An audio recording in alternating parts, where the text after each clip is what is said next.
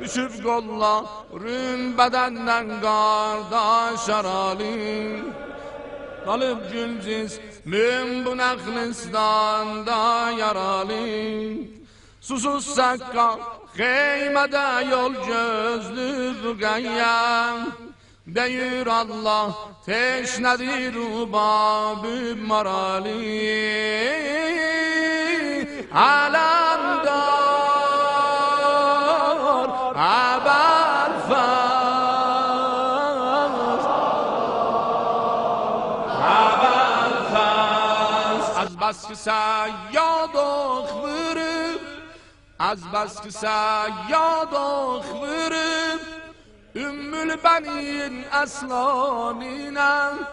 Az bas ki səyyad oxvırıb, Ümmül benin aslanina.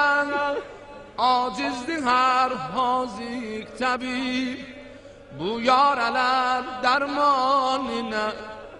Ali sınsun alva üçver oxvuranım. Ali sınsun alva üçver oxvuranım. Gözü çıksın gözleri ve kan dolduranım. Yorulmazdın kahraman kardeş et zaman sen. Yorulmazdın kahraman kardeş et zaman sen. Zalil olsun şiirimi meydanda yoranın. Alamdar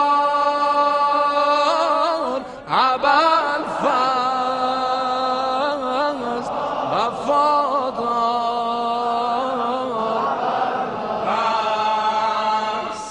Aç gözlerin geldi mekan, başını yerlerden alan, etrafını düşman alır.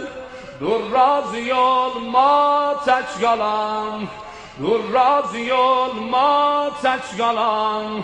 Düşür qollarım bədəndən qardaş aralim. Qalıb gül cismin bu nəxlistanda yaralim. Qalıb gül cismin bu nəxlistanda yaralim.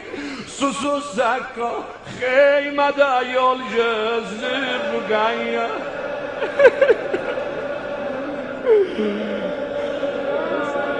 Ya Belfast!